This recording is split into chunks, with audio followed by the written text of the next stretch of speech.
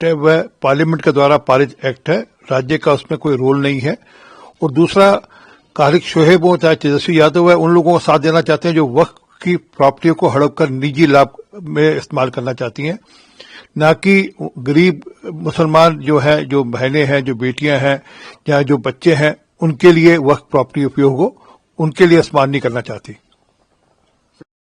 Sir, TMC नेता कुणाल घोष ने कहा है कि ऑस्ट्रेलियाई महिला खिलाड़ियों के साथ जो घटना हुई उससे भारतीय छवि पर एक शर्मनाक असर पड़ा है। उन्होंने कहा है कि डबल इंजन सरकार होने के बावजूद ये घटना हुई है और बीजेपी ने देश की प्रतिष्ठा को नुकसान पहुंचाया है। उनके शायद ये जानकारी मिली है कि जो दोषी अकील खान था उसको पुलिस ने 6 घंटे में ही अरेस्ट किया, परंतु वह जरा कलकत्ता की बात करें, कलकत्ता में तो बेटियों के साथ रेप होते हैं और टीएमसी के कार्यकर्ता उसमें लिप्त पाए जाते हैं और वहां की पुलिस उनको संरक्षण देती है। सर, जम्मू कश्मीर बीजेपी सरकार ने राज्य का विशेष दर्जा खत्म कर दिया था, उससे ये उम्मीद करना कि वह राज्य का दर्जा ही वापस कर देगी, ये लोगों को धोखा देना होगा।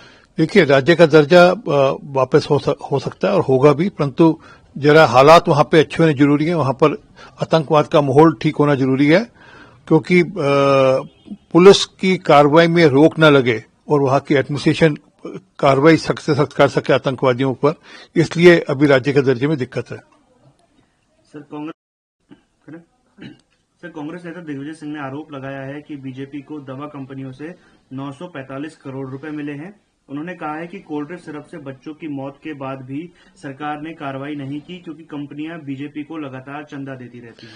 दिग्विजय सिंह जी की जानकारी में नहीं है कि उस सब कंपनियों की सब दवाइयां मध्य प्रदेश, राजस्थान और उत्तर भारत के सब राज्यों में जहां जहां जाती थी वहां पर प्रतिबंध लग चुका है, तो वह ये बताने में क्यों संकोच कर रहे हैं कि वह कंपनियां जो दवाइयां बनाती थी वह तमिलनाडु में बनाती थी और तमिलनाडु के सरकार, इनकी मिलीजुली सरकार है, इनकी अलायंस पार्टनर सरकार है। वह ये बताएं कि वहां पर कितनी हिस्सेदारी कांग्रेस को या इनके अलायंस पार्टनर को इन कंपनियों से मिलती थी। कि हम जो भी वादा करते हैं उसे पूरा करते हैं। एनडीए के नेता सिर्फ लालू यादव और तेजस्वी यादव को गाली दे रहे हैं। इस बार बिहार की जनता बदलाव के लिए बेताब है।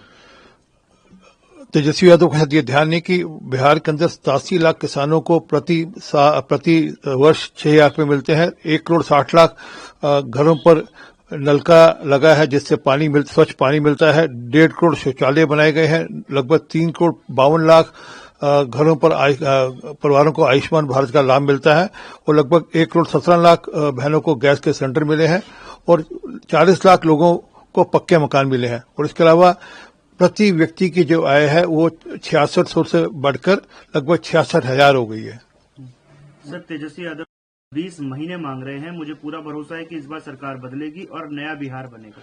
वो 20 महीने जंगल राज को वापस लाने के लिए मांग रहे हैं।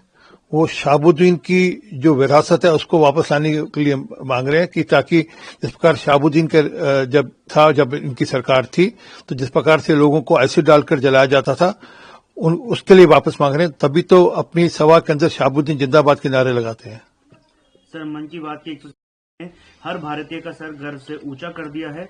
इस बार खुशी के दीप उन इलाकों में भी जले जहां कभी नक्सलवाद का अंधेरा हुआ करता था। इसमें कोई शक नहीं कि नक्सलवाद अब अपने अंत की ओर है और लगभग पूरे महाराष्ट्र के अंदर, छत्तीसगढ़ के अंदर समाप्ति की ओर है। वीके न्यूज, राष्ट्र के नाम।